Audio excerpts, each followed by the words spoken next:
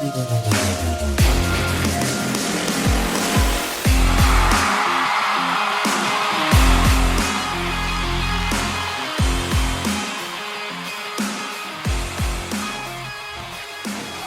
right, Colts Nation, another week, another episode. You know what it is, and this week we are talking about trade ideas. My trade ideas for the Indianapolis Colts.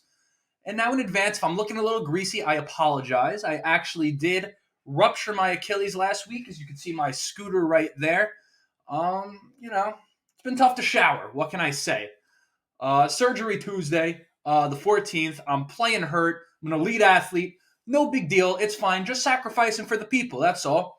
Now, with that being said, as we get into this episode, I just want you to keep in mind that when I bring up some of these trade ideas today, it's not about whether or not these trades are likely to happen. This isn't like news for the Colts. It's more about whether or not I would like them to happen, or in fact, I would like them to happen, or at least I'm toying with the idea of me liking them to happen. You see the difference there? I think there's plenty of great Colts content out there that are bringing you the latest updates, news, and rumors from the boys that bring the juice, the Common Colt podcast, Kent Sterling. These are all guys whose content I watch, I consume, and I enjoy. With that, I would like to consider myself and what I do over here a little bit more about giving opinions and creating discussion, and a little bit less about, breaking the news and all that jazz. Not to dismiss that, not to say that there's anything wrong with that. I'm just not that guy. I mean, the odds that I'm the one breaking the news to you are very slim, so I just decided to stay in my lane and give my opinions. Full disclosure, again, if you're looking for me to present a package to trade up with the Bears for the number one pick in this episode, you're not going to get it. And why? Because I don't think it's worth it. Maybe I'll make a video about that another time, but with that, I've come up with a few hypothetical trade ideas that I'd be looking into if I were Chris Ballard, which I am not. In fact, before we get into the show, let me quickly tell you who I am. So if it's your first time here, welcome to the Riding the Bench Colts cast. If you've been here before, welcome back. Thank you so much. Grateful for you.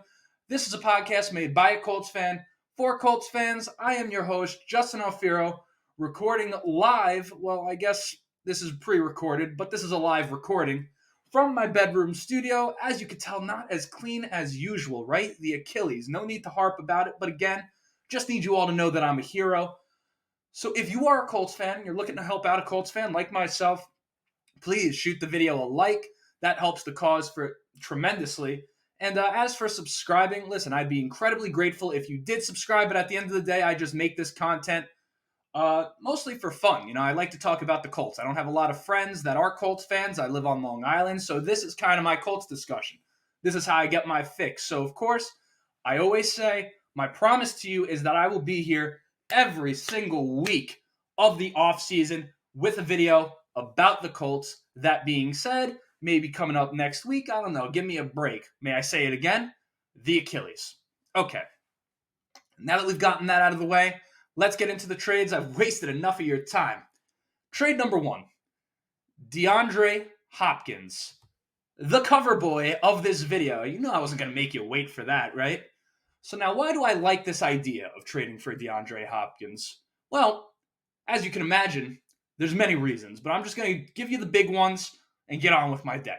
One, he's DeAndre freaking Hopkins. Don't you forget. Any team would be lucky to have him.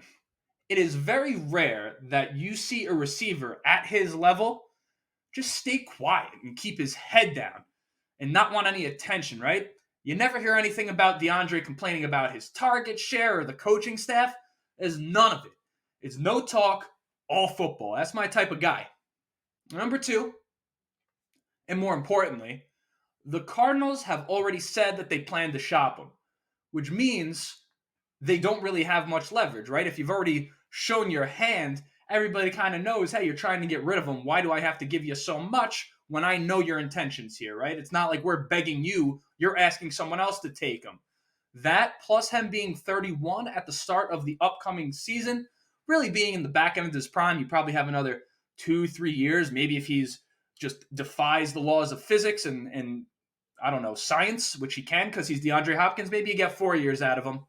I'm sure next year's second rounder would be plenty for DeAndre, which is really what makes me feel so good about it.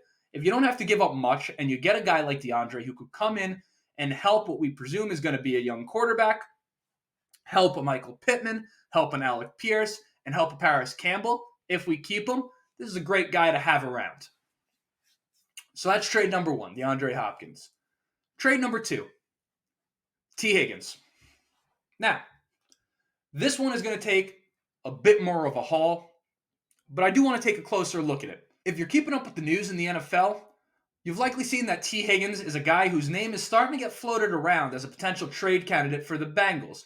Going into a contract year, the Bengals seem to be mulling whether or not signing him. Clearly, he's worth the money, but they're mulling whether or not signing him is going to be something that's practical for the organization long term. You still haven't paid Joe Burrow on his rookie contract. Jamar Chase, the same. So now we bring that back to the Colts, and when you look at the receiving core that we have here in Indianapolis, we have three core pieces, who I just mentioned, but I'll mention again in case you're skipping ahead on the timestamps. One, we have Michael Pittman, who is subject, by the way, to some real unwarranted criticism by many of you, if you ask me, but I digress. You have Alec Pierce, little voice crack. You have Alec Pierce, who we all like, and then we have Paris Campbell, who's due to be a free agent if we decide not to re-sign him. So now, of the four wide receivers I just mentioned, being T. Higgins and the guys that we currently have on our roster, or at least played for us this past season, you have three of the four that fit the mold of more of that big-bodied, physical wide receiver that can go up and make a play for you, those being Pittman, Pierce, and Higgins. The only one that brings something a little different to the table is Paris Campbell. Now, why do I bring that up? Well, I'd imagine that when I say let's trade for T. Higgins, your natural instinct may be to say, okay, well, if we let Paris walk, that opens up the slot for T. Higgins, and then boom, we're good. We just have T. Higgins in there, and that's that, right? Well, not so fast. There is a problem that comes with your top three wideouts all being built to fill a similar role, and it's simple, really.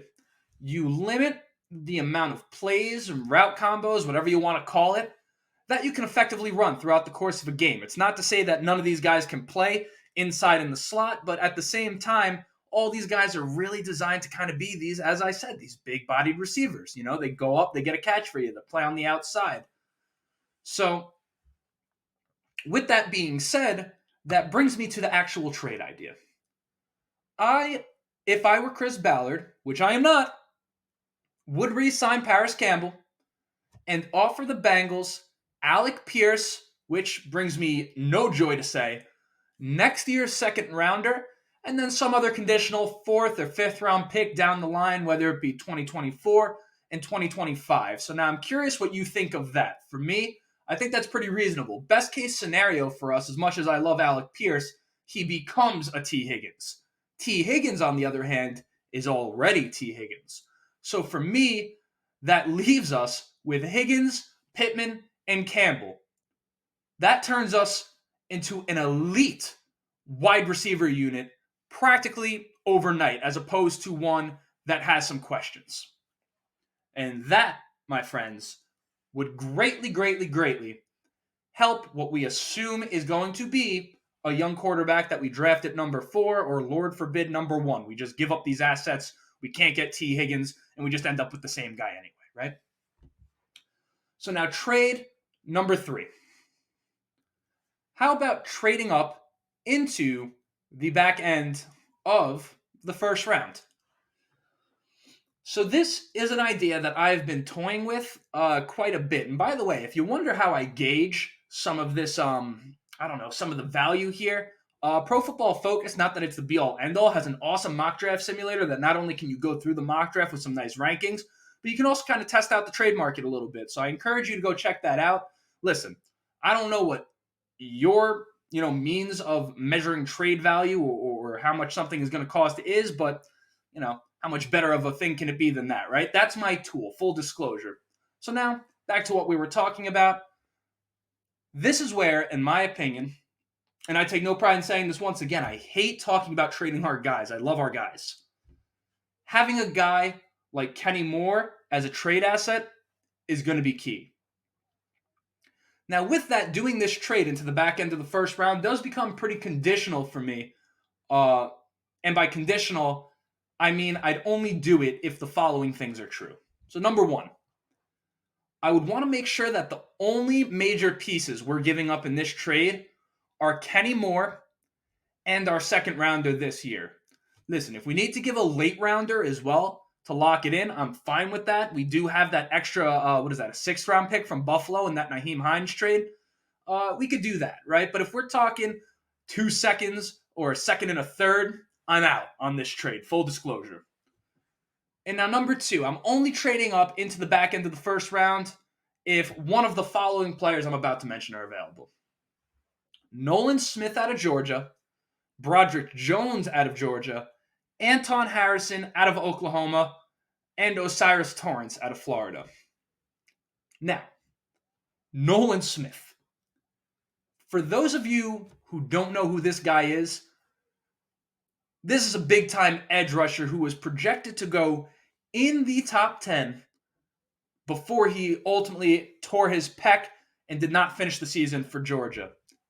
Now, realistically, he doesn't quite fit into that defense that Gus Bradley has traditionally run, not just with us, but really in his entire career, which is that 4-3, with the edge rushers really having their hand in the dirt, right? As opposed to a guy like Nolan Smith, who's a bit more fit to be a standing speed rusher type of guy.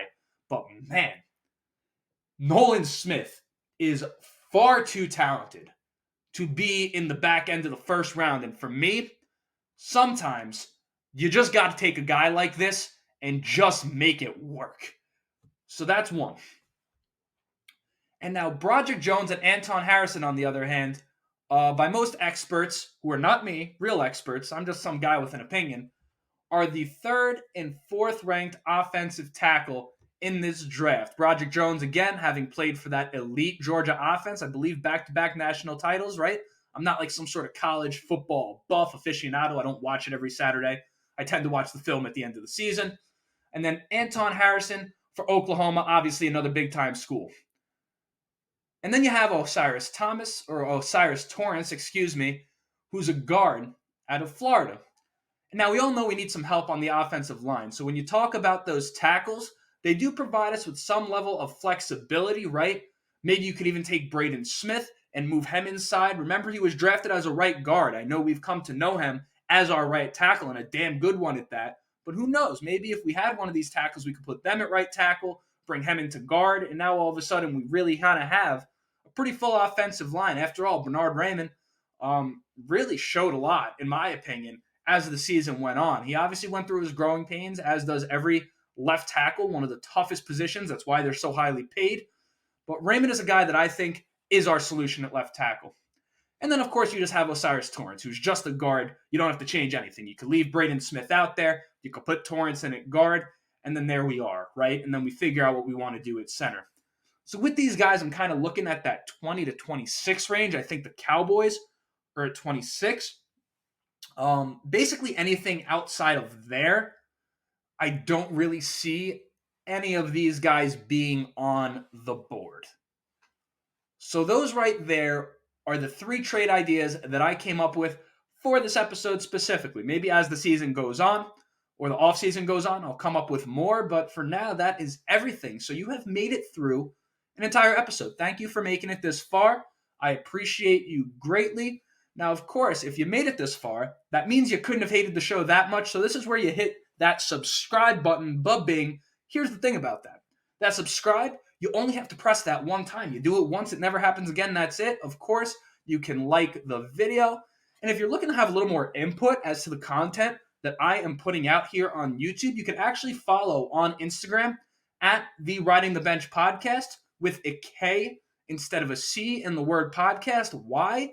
Because the Riding the Bench Podcast with a C was like already taken by someone who is no longer active. Needless to say, they have the name. That I put a lot of polls out over there, and I kind of drives the direction I go over here. And then if you've done all those things already and you're looking for another way to support this thing, you can share this with someone who you know loves the Colts as much as me, as much as you. And I mean, that would be spectacular. If everyone who made it to this point watched it, in theory, we could essentially double this thing on a week-by-week basis, right? Unlikely, but a man could dream, right? So with that, that is it. You have listened to episode, I'm not even keeping track of the numbers, of the Riding the Bench Colts cast. Until next time, I'm Justin Alfiero. See you soon.